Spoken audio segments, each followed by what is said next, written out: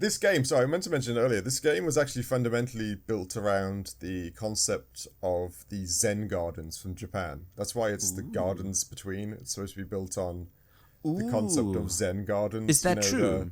Because they're, that you rake the sand to do those fun lines and the occasional clean rock and a bonsai tree. Could this have been an epiphany moment? This dude sitting in the middle of the room is watching his brother watch Minority Report, and then he looks to the right, and his sister is just busy with her Zen garden, and all of a sudden the gardens between materialize in his head. It's all just Slumdog Millionaire type things. They're all just like, yes. whoa, this is all coming into one. Yeah, who knows?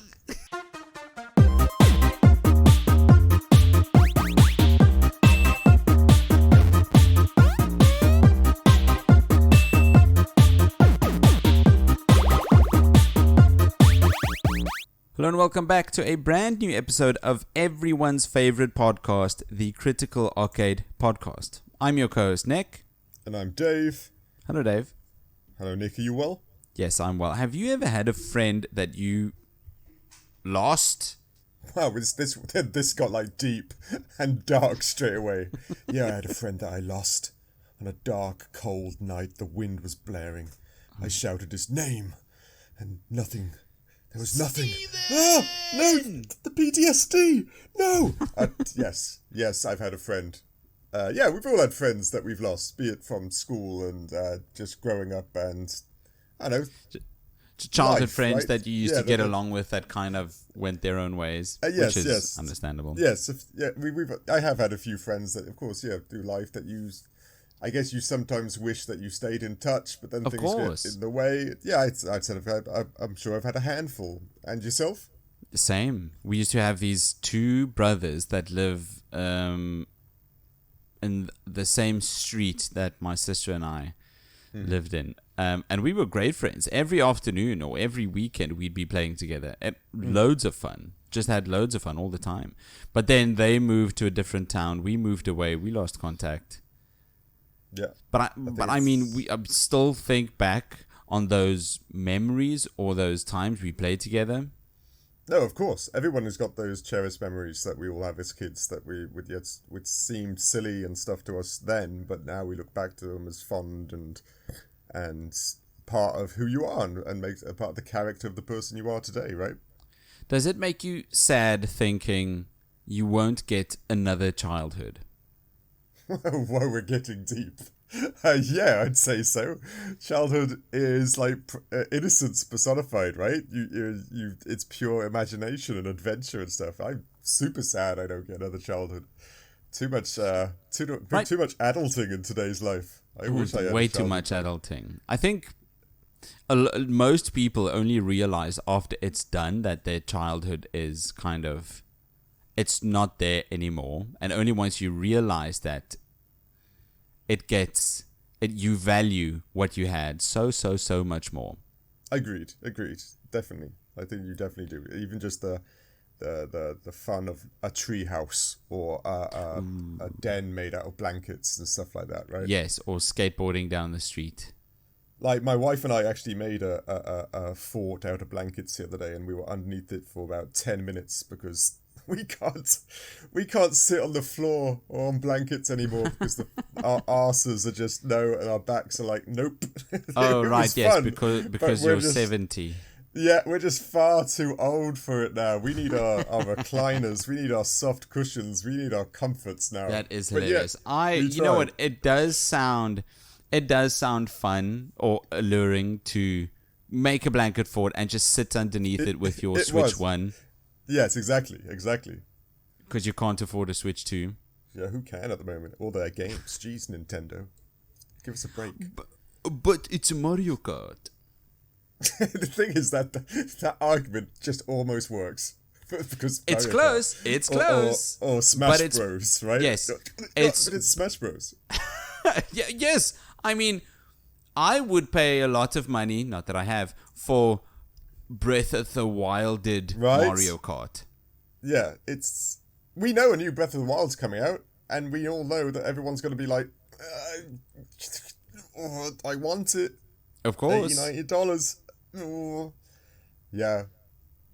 It's going to be a lot of money. Yes, it's a lot of money. It Sorry, just sucks Nintendo, that you what are also doing? need to just dump loads of money on the console first and then more money on the game itself. Yeah, lots of money. And with the economy right now, Oh, it just feels like so much more money now than ever before. it You know, does. that $90 feels like $200. It just does coming out If your it's some of the only $90 you have left, yes, it feels Yes. like 200 or thousands even. Yeah, it really does. It's unfortunate timing by all accounts. I think this entire focus on the Switch 2 being so expensive, do you think Nintendo is kind of holding people's childhood memories ransom? Wow. I guess there's an aspect to that. Yeah. I guess take into account that most gamers, yourself, me, at least people our age, we've all dabbled in some Nintendo in our lives, right? Be Yeah. it the Game Boy Advance, the GameCube, the SNES, doesn't matter which one. We've all probably touched and played and enjoyed at least a Mario game somewhere in our lifespan. Yeah. So yeah, they could potentially be like gatekeeping some of our childhood and trying to sell it back, so to speak. I think It's- they've been doing that for years. Yeah, they could be. This is one of those deep like I said, is Nintendo actually kind of mean and evil? Are they just gatekeeping our childhood and just trying to Is Nintendo make us- an evil corporation? Never, not Mario. No, not That said, if Nintendo. you look Not into his- not my real friend Mr. Nintendo who loves me. That's right. And look They're at definitely not in Mario's it for the soulless money eyes. as any other business. That's right. They're all cottontails and rainbows there. They don't do anything dodgy. So, I think it's been about 6 minutes. There's been a nice big a chunky theme around childhood for this week. And I think the game that we played for this week got me thinking. Before we get into it, David, how about you tell us what did we play this week? Well, today's game is, again, it's an indie developer, I believe. And it's a game called The Gardens Between. It was a developer from Australia called Voxel Agents. They are fundamentally known for mobile games.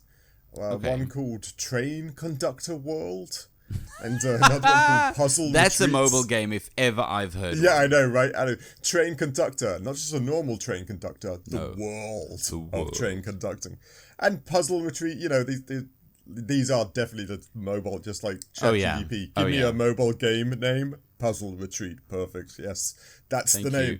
So yeah, they initially just did lots of mobile games. They then tried their hand at a PC game, and then it released on everything after that. It's now on every single platform you can think of.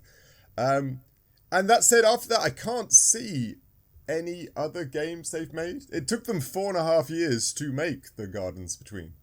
Which What is, do you mean? It took from starting the company to getting around to it, or was that the development time for the Gardens Between? I think it's a bit of both. I think it's a Okay, case. okay. Supposedly, it took them. They had the idea, and then they dropped it, and then they started it, and they dropped it again, and they were making them mobile games, and then they decided to push forwards. And actually, the development time took quite a while because if they're used to just making mobile games, making that jump to making full-fledged console games or is a big jump, and they slowly did it, and then released The Gardens Between. And 4.5 years is quite a long development time. It But is. If it's and I think it is quite a small studio again. I couldn't find out exactly how much, but if you look at the pictures of their company, you can only really see about 8 to 12 people, give or take, in their pictures of their team. So Yes, which I makes it a think it's a perfect small fit company. for our Indy 500 series. Exactly. And the game itself actually won multiple awards to some It degree. did? Not the big ones, like the big ones that everybody's heard of. That's fine. That's fine. Not everything has to be the big ones. Just giving some recognition to where it's exactly. deserved. Hell They won yeah. The Game Awards in 2018 in Australia, the Australian Game Development Awards. In 2019, they won the Apple Design Award. No And they way. the Best Puzzle Game Award at the 2019 Webby Awards, and they got a lot of recognition in China. They in the PAX Rising Awards, they got excellence, the artistic design. They got a lot of merits. That's excellent. A lot of I'm so second places glad. and first places. They actually did really well for themselves, especially as it's their first release into the come on. big gaming scene, right, with the consoles and switches and stuff like that. So yeah, and they're making a good product job. And getting recognized for it. Yes, exactly. So they, it's one of those nice stories that if you work hard, good things can happen, and this is literally one of those things. This game did very well for them, and they won a lot of accolades for it. I'm so glad. It deserves it. The message that the narrative portrayed in this game kind of hit me in the feels a bit. I don't know about you. There was a strange thing in the narrative of this game, and I don't know if I've watched too many Game of Thrones or I've played too many morbid other games. Yeah. Okay, let's jump to the narrative, right? Let's just like we were saying earlier, this game is about friendship, right? Yes. So, ladies and gentlemen, the plot of this game is fairly simple. It just follows two children named Arina and, I'm going to say the guy's name's wrong, Frendt? I've got that as well. Frendt. Okay, thank you. A girl and boy who live next door to each other and are close friends. And on a rainy night, the two sneak out and hide in a treehouse built in a weird little small garden between the two houses. Ooh, which is great. I wish I had that between my two houses. Oh, man, yes. And then your friends with the girl or boy next door. Yes. It's perfect. Yeah. It's lovely. And then a light sphere comes in front of them, which causes the treehouse to fall into a vast dream ocean and sets them on sail between islands representing their shared experiences, beginning with Arina's moving into a house. So it's like you go back in time from when they first meet, and then you travel through the memories of how they became friends and how their friendship bloomed. Right? Yeah, up until end where I don't want to spoil. Yes, of course. But there was a nice little factoid about this, and I know you've not watched many movies, but have you watched Minority Report, Tom Cruise? Sci-fi You know movie? the answer. No, you haven't. You know who Tom Cruise is, so yeah. Yes, stuntman. Exactly. The Gardens Between concept, strangely enough, was actually inspired by a scene from Minority Report. Really? Yeah, in that movie, Minority Report, they do pre-crime, right? They have these special humans that can predict crime before it happens, and they can release it into like a video format, and Tom Cruise can look at the video and then fast forward it and rewind it to find out where the crime is going to be committed. So it's at that scene where he's fast forwarding through video of what crime's going to happen. Yeah. That concept of this game actually came forward. It's the idea to go through a memory backwards and forwards. Which I thought was quite cool. That makes a lot of sense. I was playing this game, this cute little game about two friends, and just watching it, playing it through, and in my mind, be it, I don't know if it's just everything I watch or the games I'm playing, I'm sitting there going, okay, I'm going to work this out. One of them's dead. I'm playing this, I'm thinking, but this is one of those really morbid stories. One of them's dead. One of them's dead or dying, and this is just the other one's coping mechanism. And then halfway through, wait a minute, not one of them says, one of them's imaginary. I was thinking, one of these two is imaginary. This has got to be... That is a dramatic way of looking at this game. Yeah, I was like, there's going to be a big twist somewhere here. There is a slight something. I'm not going to say there's nothing that happens. There is something, but geez, it's nowhere near the level. No, I know. I was so much darker and so much more like, come on, this is M. Night Shyamalan. This is, come on, something's big's going to happen. And it didn't, which is fine. But I was like, whoa, what's wrong with my brain? I was like, come on, something big, nasty is going to happen here. Yeah, Doesn't that just... When something is a bit grounded, I appreciate it even more. I'm not going to say this game is grounded. The entirety is literally in a dreamscape. Very true. But let's see here. What happens, or what these dreamscapes are supposed to symbolize, is very grounded. Yes. I think it connects with people far more. Yes. Right? Once you finish a stage or a level... they kind of give this little scene of the two of them hanging out. Let's say they're playing with the water guns, or they're playing video games, or they're just fetching a top in a sewer or something. Which I genuinely thought was the moment one of them was going to die, by the way. Oh, really? There's that one scene where they're leaning forwards to pick up the jacket. And I was like, okay, someone's going to fall down. Someone's going to fall down. Someone's going to fall down. And nothing. Arina's going to impale herself easy. Yes, I genuinely thought something like that. I really did. I don't know. I've been playing too many dark games or Dark Souls. You have. You need to play some more indies. I do need to play some more light-hearted Kirby and indie games or something like that. Oh, yes, Kirby. But yeah, you're right. There's a lot more, and there's lots of things in there, like you said, that a lot more people can relate to. And yes, it's so relatable. Most of us have had childhoods and childhood friends who we've lost contact with. If that happened to you, this game might be quite relatable, right? You might play this and think to yourself, "Wow, I should really give Dave a call again." Yeah, there was. Did you see that bit at the end of the game itself? Very at the end of the game, just before the credits rolled, there was a hashtag. Oh yeah. What was it again? It was I don't know. It was something along the lines of got a hashtag. Get back in touch or something like that. It was. Oh yeah. It was literally what you're saying. Find that friend that you haven't spoken to in 20 years and check in on them. This is this is why we keep saying the heart of video games have shifted to indies. This is where the heart and soul of the video game industry is. Oh, and there's going to be a renaissance coming. Absolutely. Really is. You told me, what was it again? Was it Pirate Software? Yes. I mean, AAA games are becoming so unsustainable and expensive. And AI we might not have a video game crash. We might just have a AAA crash. It's going to become so flooded, and then little indie games are going to make these cutesy, fun video games of old that we all enjoy. Yes, which is going to be the only games the masses will be able to afford. So yeah, if you're out there slowly making an indie game, things are looking good for you. Just keep at it. Keep slowly trudging away at it. Have a good idea and a lot of elbow grease. Exactly. And it'll be good. You'll be looking pretty. Yeah, I think you'll be doing really well. Anything else narratively that you noted or want to speak about? There's lots to talk about in this narrative, but I wouldn't say it's about the narrative per se, but what it kind of, the message it's trying to tell. Yeah. It gives a story about these two friends, Arina and Frendt. We've talked about that. But I think what the game is really trying to do with the narrative is reminding you or making you think of the childhood friend you have. And this hashtag it gives at the end is just cementing that fact.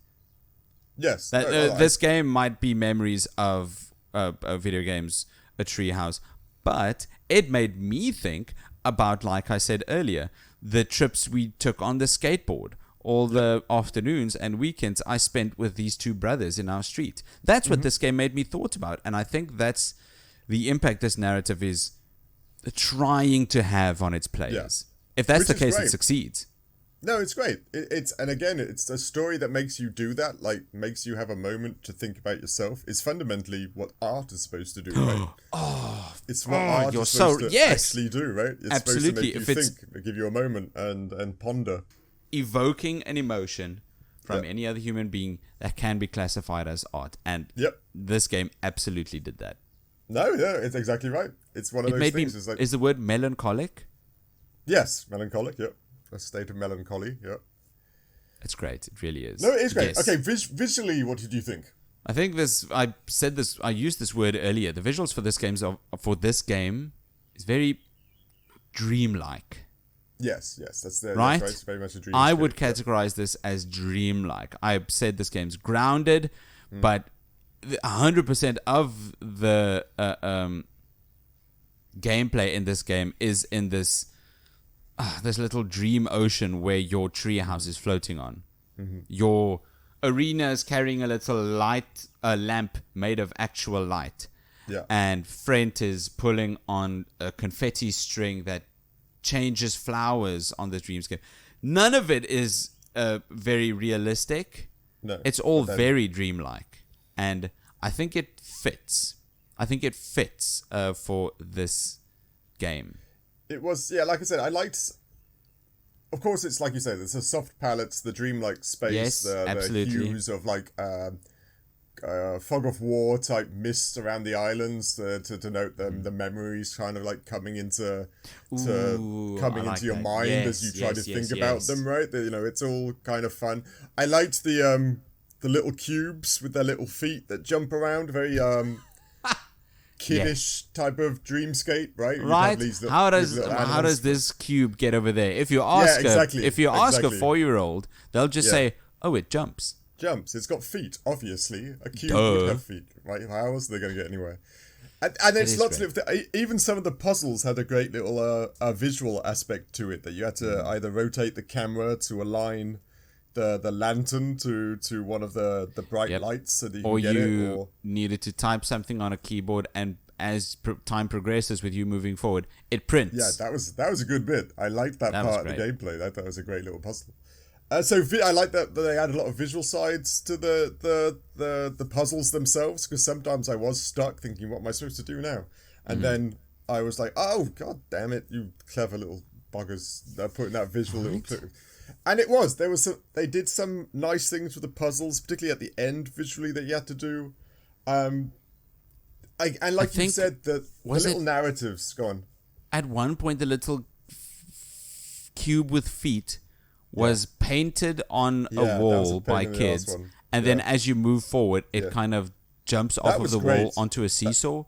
Yeah, I love that one. The ones with the That's little good. chalk That's drawings just so great. that you had to go through the story and then give it the light, and Yes. the light went through the story, and then you had to go back and forth between that chalk drawing. That was clever. That is very clever. Well, that's fun implementation of visual storytelling. That's how you know you've got a good puzzle game. Yes, exactly. No, it was. And especially those are the later stages. The first stages were a bit bland and a bit too easy. Maybe just start- to introduce you to the mechanics. I don't know. And they did some fun little things where when it was really, I don't know if you noticed, when it was really kind of scary moments, the two of them would hold hands. Did you see that sometimes they'd go up to put the lamp down, they'd be kind of confident. But when it was windy and raining, they actually held hands before going come up to on. the... Yeah, I thought that was a fun little visual addition That's to it. nice. That's and when they were nice. getting scared, they held hands. See, And it this was, like is you said- it's really great. This is Like you this said, is it- this is great.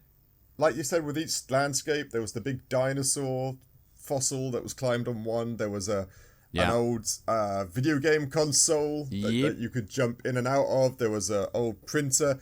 All the islands themselves had a chunk of the memory on it that you had to either fast forward or go around or climb or use a old school lift or ladder to climb. Was built into the puzzles themselves. So actually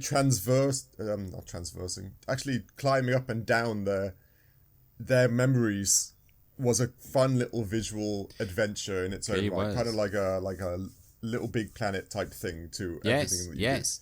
But I think Yeah. what is unique to this game that very few games use these days is the way the camera automatically turns around the level as you move. do. Yes, yeah. It's a fixed camera. And Like it the goes around old God of War games or Final Fantasy X. No, not 10. Before that, 9. yeah, that's No, right, that's 10. Right, No, not 10.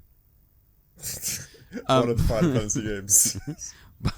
But with the tied with this gameplay, inspired by Minority Report, with Yeah, time that's right. moving forward and time moving backwards as you move, it works in a way I've never seen it before. Where you can even argue that the camera works not with movement but with time. Yeah, agreed. And it was an interesting choice because there were moments in the puzzles where you actually lost the visuals of your characters, right?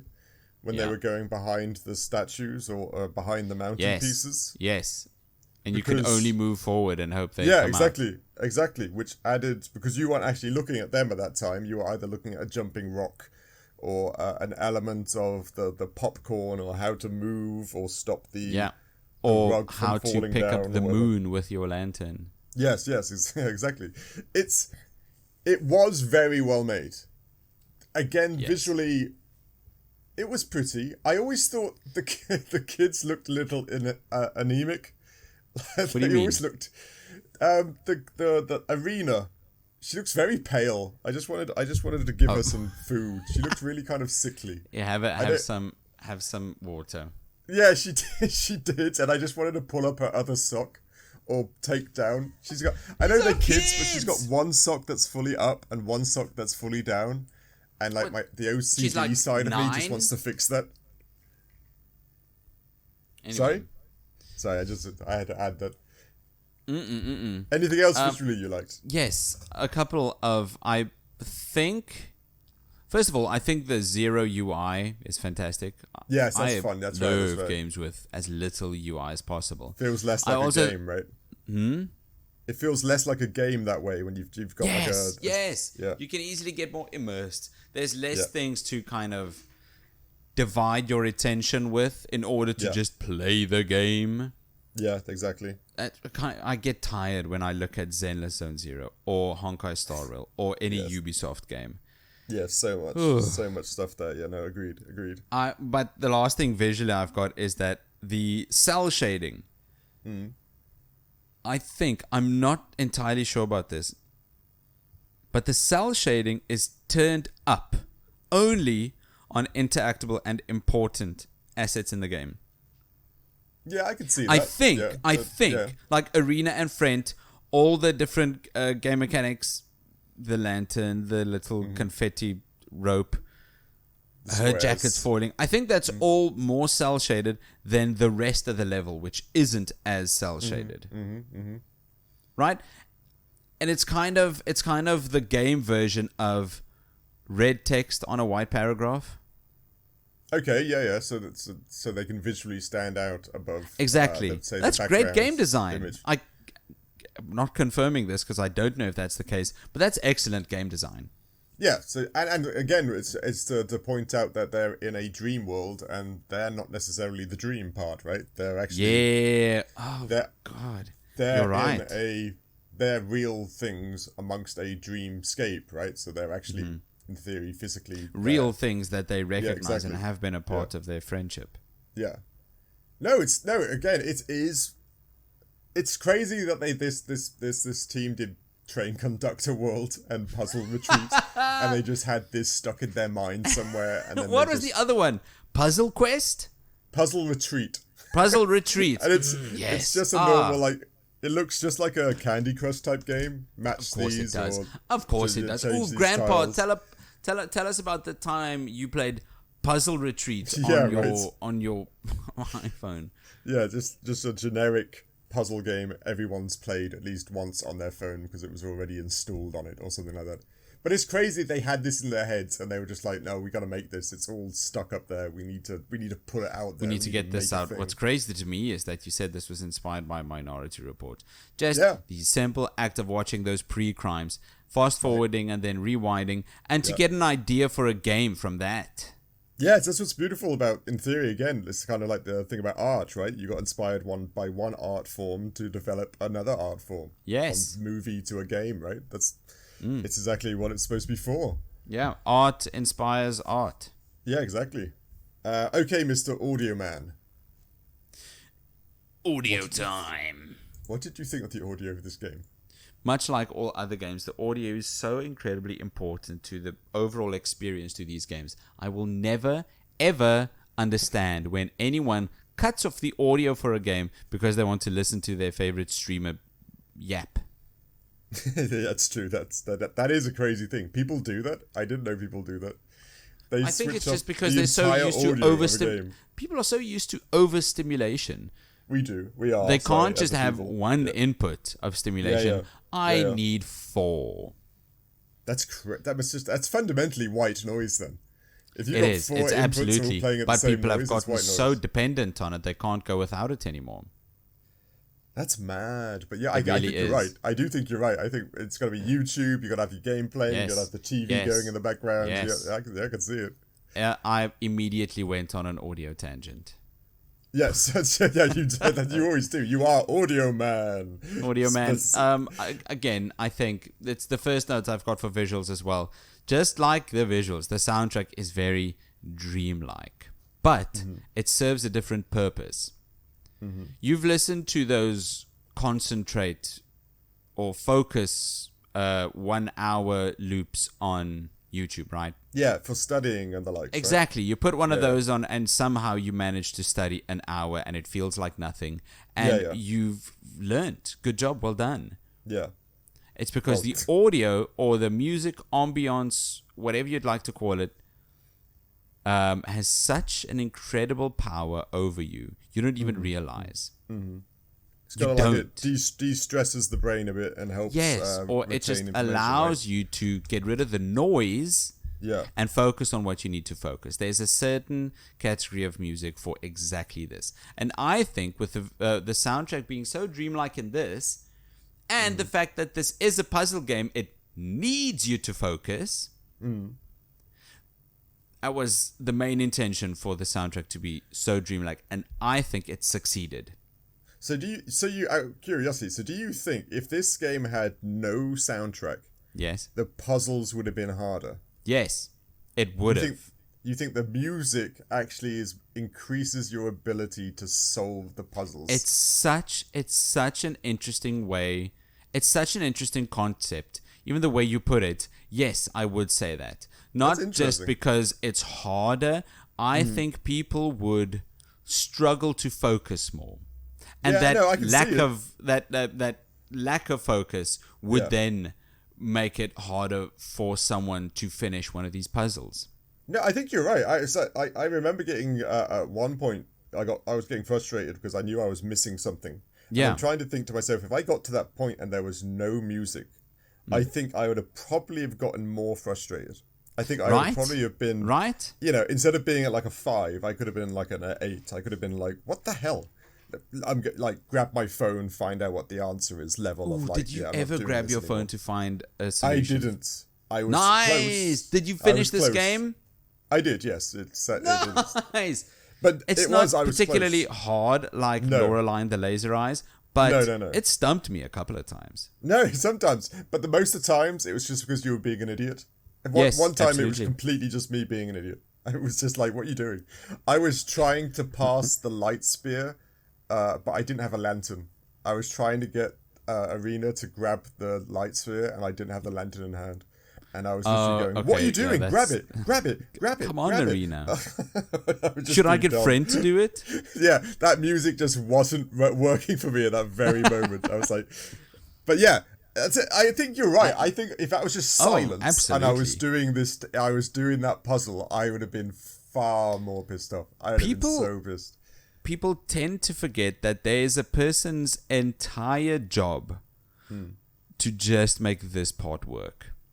Yes, agreed. This is one person's single sole purpose in this project is just the music or the sound. This is what they need to figure out. And of course they do it. It's not like the audio just kind of materializes or someone downloads a YouTube video and boom, now we've got music. No, it's someone's job, a qualified person's job to get a soundtrack that emphasizes the gameplay. This accentuates what needs to be done. Sorry, this soundtrack was actually released as an LP and a CD back in its day. Not surprised. I can't remember what the composer was called. I think it was Tim something. I can't remember at the top of my head.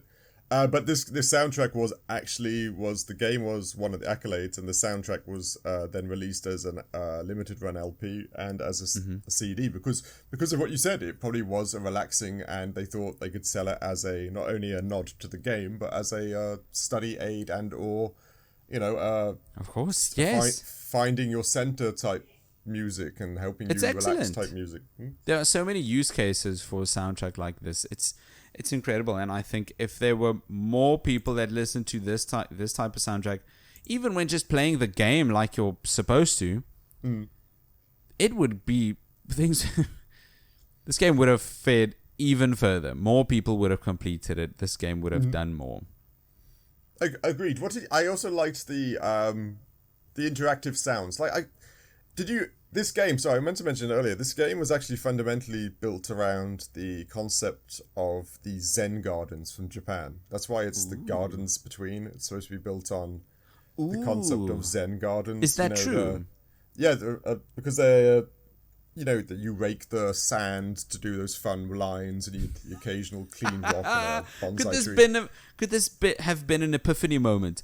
This dude sitting in the middle of the room is watching his brother watch Minority Report, and then he looks to the right, and his sister is just busy with her Zen garden, and all of a sudden the gardens between materialize in his head. It's all just Slumdog Millionaire type things. They're all just like, whoa, this is all coming into one. Who knows? It could have been, but it's one of the. It's why the what's his name? Frendt. What of the fella? You know the one of the things to change the lights to close the tulips or whatever.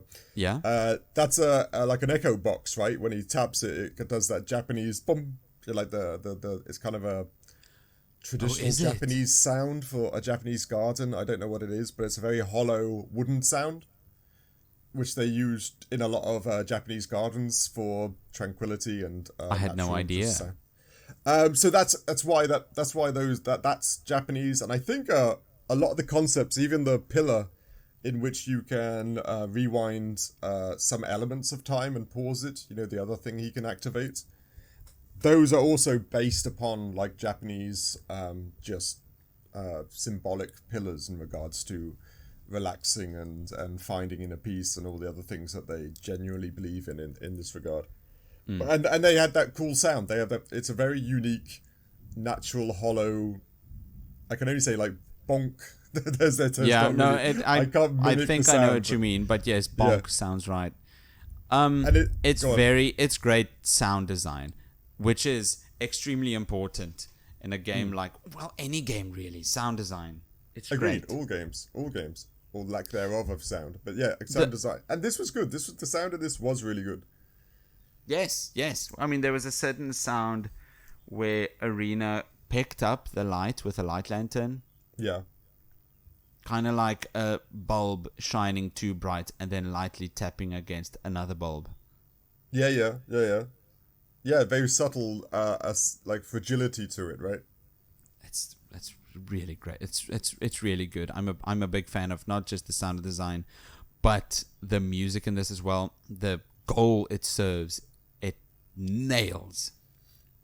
But it's also another weird concept they do. Sorry, and this is one of those things that's tricky, ladies and gents, to score this game, because its narrative is done through visuals and it kind of plays more like a storybook than it does a normal game. So the characters themselves don't actually talk to one another. There's it. But you can't really argue that's, there's no voice acting, so that's bad. That's actually a plus in regards to this game, because they're kind of in a dreamscape and they're kind of trying to get through this world together, and it kind of builds that level of friendship. It builds upon the fact that they're doing this. I kind of get what you mean. Yeah. They've somehow become so in tune.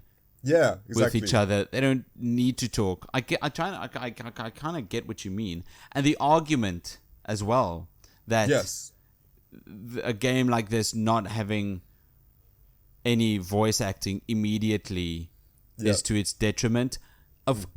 That's definitely not true. That's so untrue. I think if anything is added into a game that doesn't serve the game design, then it's to its detriment. But voice acting or spoken dialogue was never part of this game design, so it's not a detriment then. Spoken dialogue in this would have been kind of jarring if you think about it. I think so. I think it would have taken away the relaxing, the dreamscape aspect of it. The serene nature. It would have been a detriment, except Pokemon is let's not do that. Let's not go down this hole. No, but it's interesting. Yes. People did complain when this came out. There's no voice acting, but I think it's just because if you look on, I say people, I mean the public. Most reviewers didn't really mind that, but the public just said, why don't they say a word or two during the time that they meet up and stuff like that outside the dreamscape? Because they I don't know, don't need to. the The power of public only friendship wants doesn't GTA. need That's all they words. want. Exactly. Anything else audio-wise you want to talk about? No, I think you laid out my final point. Oh, sorry. Great. No, it has zero spoken dialogue, but I think you said it way, way, way better. Okay, and then gameplay, what did you think? Gameplay. Right. I think before we go any further, this is a puzzle game. Yes. The 100%. main draw of this game, the main mechanics is where you try to manipulate time to change levels as you move forward and backward throughout them. That is the game. There's no action or adventure or points to gain. No, it's just solving puzzles in this dreamscape with two little childhood friends. That's it, and it's great. It's one of those things. When I first started playing the game, I think, and most people said this. Most people, if you look at Steam reviews and stuff as well, and they fell to the same trap. You start playing the game and you think it's too easy, right? You start doing the first level, okay, easy. I did. And of course, that's normal, right? Because it's tutorial levels and stuff. They're going to be easy. And then you get to like the 4th and 5th level, and you think, oh, this is really easy. And then you think to yourself, okay, is this like a kids game type easy? Is it always going to be this easy? But later on, like the second half, that's when you're stopping lightning to then bounce across 3 different objects to start your TV. Overcharge a television. Yeah, and you're dropping drops of water to stick between 2 wires so that it will slowly get the puzzles ramp up later on in the game. They really do. You really need to manipulate time. Right? Yeah, and I was stumped on some of these levels. I never checked my phone. I never looked for an answer. I found it eventually, but some of these levels got me stumped. And again, we didn't say in some of the sound design actually helps you solve the puzzles. Yep. That one with the drop, I only noticed because I could hear the drop. Oh really? I was the looking, drop, thinking, and then what's you the thought, answer? What's the answer? And I kept hearing that drip, and I was like, wait a minute. And then I saw the drip go past the wires, and I was like, David. Yeah. Can you just explained the perfect example for how sound design emphasized game design. Yeah. It's crazy. It's crazy. It's crazy how that works. You heard the drop and you thought, wait a minute. Yeah. Wait a minute. Something's here. The sound design served the game design, and it helped you solve the puzzle beautifully. I'm impressed. But it's great because there were a few as you got later in the game, ladies and gents, because there are puzzles you start off and then you see there's like you're at the beginning and you could see straight away there's no easy way for this because there's no lantern bit, there's no bright light to start your game. So you know there's something unique about this puzzle, so you take a breath and you start thinking outside the box. So you start listening and you start looking, and then you eventually see your answer. And that was the great thing. The drop or the lightning or just the aspect that you view things were a big thing later on in the game. And it was really clever. Some of the last puzzles were very cleverly made. I don't even know how people do that type of puzzle making. Like the first ones, how do they go, okay, next level, what should we do? Let's do a drain. Let's do a pipe. And then what we're going to do with the pipe. I don't even know how people go, oh, I've got an idea. Let's You know what? do I this. keep thinking it's reverse engineered. They got the solution and the level, and they keep thinking, okay, in the middle of this, we somehow need to have 2 wires connect. What can we use? Let's use, this is a drain. How about some water? That's conductive. How would we get water mid-air? A drop. Yeah, I got you. I think you're right. But some of them, like, it took me a while to realize that I could stop a blocky thing to stop the carpet from going over the chime. Oh, right. And I thought, what? Yes, that puzzle. Who designed that? Like, that's great. It is simple and it is kind of obvious, but it took me a while to even think, oh, yeah, okay, yeah, I could do that. So the gameplay, again, it sounds very simple because you are just pressing left and right. Right to go forwards in time, left to go backwards in time, and your little characters move forwards and backwards. But later on, this simple concept of just going forwards and backwards actually becomes relatively complex, be it having to line up bridges to go across water, or work out how long did it take you to work out the can bit to go across the water and have them align? Way too long. It took me a while. I was like, is something wrong? I was like, am I doing this right? am I getting the frames wrong? Do they have to be exactly frame specific to get them Surely to cross? I'm the problem here. Yeah, that was driving me mental until, Yeah. of course, the penny dropped, and I was like, oh, you dipshit. Granted, I did that a lot. I was like, oh, you're such an idiot. Because it was fairly obvious in the end. But the puzzling in this, I do love games that start off simple and then just come up with the, oh, well, that's really complex, but using a very simple engine to do it. Yeah. Yeah. I love that type of stuff. But on the other hand, this game is kind of short. Very short. It is a short game. I know puzzle games they can't be too long because it'll fry a lot of people's brains. Yeah, that's true. Most people won't finish it. Yeah. And to continuously make puzzle upon puzzle just to lengthen the game, it gets hard. It gets hard to make something like that.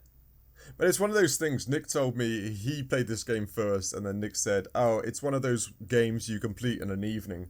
And I thought he was kind of exaggerating because, maybe he just sat down and just hardcore. I'm just so smart. I've got an IQ of 47. Exactly. And I thought, oh, he must be joking. So I thought, okay, I'll plan my days ahead. I'll give it like 3-4 days to get it complete. Yeah. But yeah, you really do just complete it in an evening. It's short. I don't know. It's a lot of people. I think I'm on the border. I'm on the fence of calling it too short or not too short because I don't know. I'd like to. Let's get into the length of it and the value for money. Yes, that's what I'm thinking as well. It's where the value for money comes in. Yeah, it really does. But I think even if whether it's short or not, that might be subjective for a lot of people. True. What is objective is the amount of player agency you get.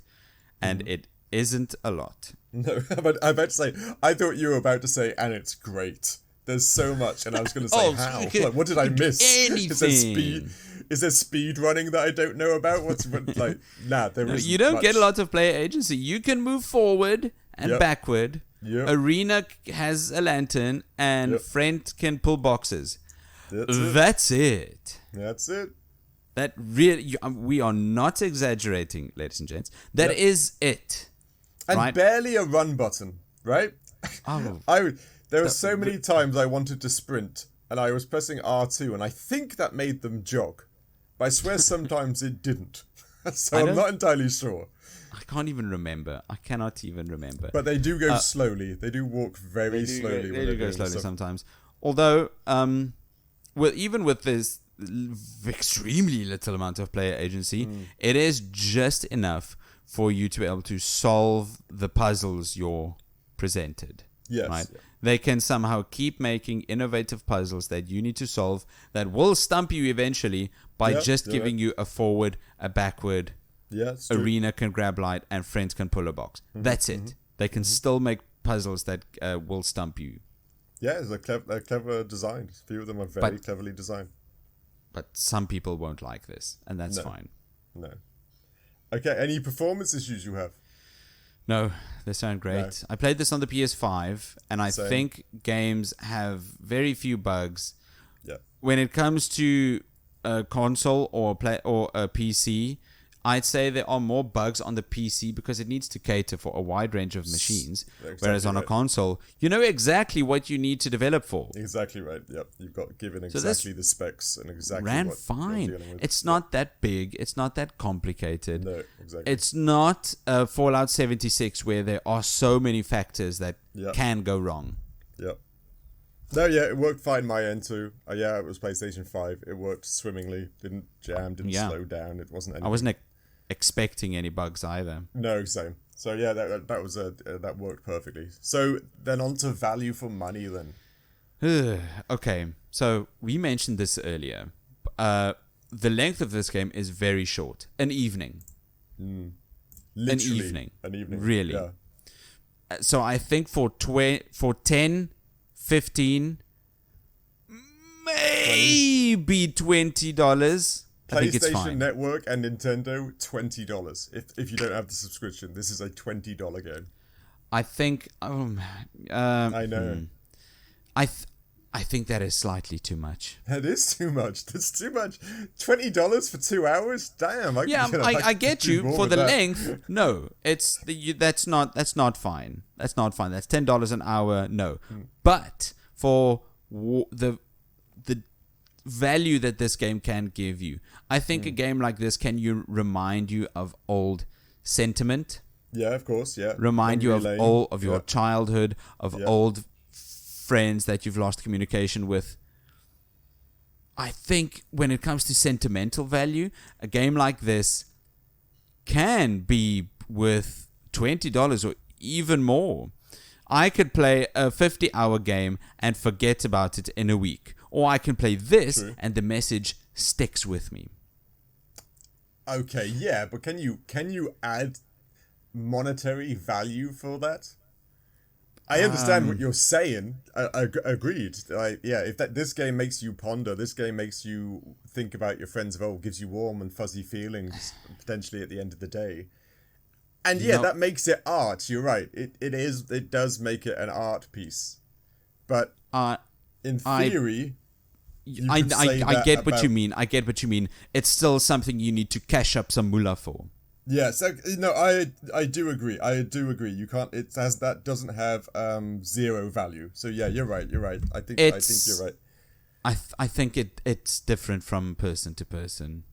It is. It's not black and white. It's not yes or no.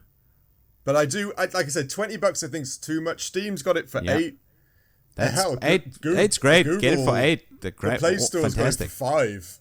I think this game would play okay on your phone. Of course it would. You just tap forward, backward, and interact. And That's all you need. So yeah, I think it'd be worth it for $8 or $5. It is a game everyone should play. I agree. This should be one that you pick up and play and experience. Wait a minute. Who did you say developed this? What was their name? It was where was it? Voxel Agents.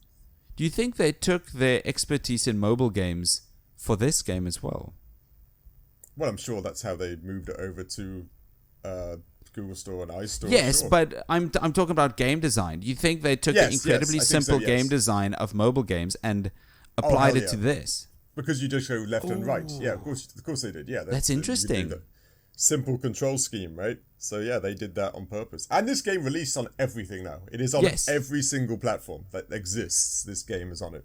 Probably came out on the Stadia, if that was around at that time. Oh wow, Stadia. So yeah, it's priced $20 is too much, but $5, $8, it is worth a play, no doubt. It was a good time. The games, the puzzles are complex if you can get past the simple ones.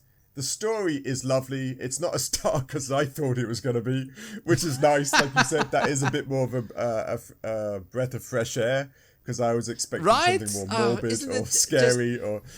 Not all of these games need to have this big, impactful, horrible thing happen to leave an impression. Yeah, no. I don't know what's wrong with me. I just it's thought something completely normal that happened, I which know. sucks, and we've all had it happen to us before. That made it relatable. Yeah, it's funny though. But no, it's a good game. I think it is. Out of curiosity, this good game, what did we score this bad boy then? Right. So the scores we took for the Gardens Between actually lived next to each other. I didn't even know that. They told me the other day our scores lived next to each other. They had in between the 10 of them a garden, and it became a bit too crowded. And then they had this big bloody battle royale where they dismembered each other until one remained. There's your big dramatic ending. There you go. Yes, I like that one. The remaining score in the Gardens Between, claiming its throne at the top of the treehouse, is the letter grade rating of C+, which upon discussing this episode seems lower than it should be. But it's only 2 hours. It is only 2 hours. It absolutely It's literally only 2 hours long. It's a fun ride. It's a great game. It is an art. I think this is very much an art form. This is one that makes you think. It does make you think about when you were young and your school friends and your neighbor. Not only is it pretty and it sounds nice. Yes, exactly. It reminds you of some memories. Yeah, which is nice. Like we all like to go down memory lane and think about your neighbor or your childhood friend or your first crush or something like that. And this makes you do that. 100% it makes you do that. And it's a great storybook telling of a game. It's like going through an old kid's book as you slowly progress through it. And it gives you some warm and fuzzy feelings to it. There's nothing wrong with a game that does that. No. No. It's just a bit short, and it's a C+. Like it's hard to compare it because we've got, like you said, we've got Gears of War and we've got God of War and Elden Ring, and these games are all fun and you get to stab people and story and all this stuff. Yeah. This is a complete different lane. This is a different type of game. It is. It's not. You can't compare. It isn't the best puzzler. It isn't the best little story, but it's good puzzler. It's a good little story. It's worth a go. Everyone should play it. Thus, it's a C+. Everyone should give it a go. You're right. It might not be for everyone. Thanks for listening to this week's episode of the Critical Arcade Podcast. You could leave us a review. Say some nice things. Do it. Why not? Say, I love this podcast. It cured my cancer. Or something. Wow, that's the one I want to hear. I want to hear our podcast cured cancer. Hell yeah. Do that and subscribe to us on YouTube because we're there too. If you're on YouTube, which I think everyone can just claim I'm on YouTube. I think everyone can claim they're on YouTube now. Everyone is on YouTube. Yeah, but anyway, you could follow us on YouTube and you could also ask, well, Dave, where can we follow you? Well, you can follow me, but whilst playing this game, I then went to sleep afterwards and found out I can make my own dreamscape. It just manufactured itself, but my dreamscape is a far cry from what theirs was. Mine is some sort of just Darwinian nightmare, Cthulhu-esque, just Edgar Allan Poe. Oh, jeez. Horror-fueled dystopian. Oh goodness! Disaster movie, and I can put you there with no food or clothes or, I'll give you a spork. Now you just sound like Am from I Have No Mouth and I Must Scream. Yeah, that's pretty much it. That's what will happen. I will be that all-controlling AI robot, and I will place you in a world that you have no mouth and you cannot scream. Yeah, all because you followed Dave. That's all because you followed me. So yeah, don't give it a go. That's what you're looking for. Don't do that. By all means, follow me. Rather, Dave, tell us what are we playing next week? Oh, next week we're excited. We've got a new game. I think it's coming on the PlayStation subscription called Blueprints. Which I'm under the impression is some sort of like old detective-y escape room mystery solving fun. Yeah, I think it's more escape room than anything else. Is it escape room? There's this big inheritance hidden in this mansion, and you need to escape room your way to this hidden inheritance. More puzzles, cool.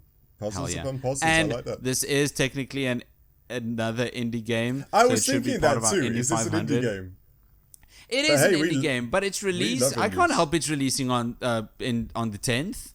No, exactly. That makes it a new game. So yeah, sorry. Don't you just love the smell of new games in the morning? A new game, that's an indie game, like a double whammy. Hell yeah. That's it. We love those. That's right. But yeah, thanks for listening on to this week's episode of the Critical Arcade Podcast. We'll see you next week. Cheers. Cheers.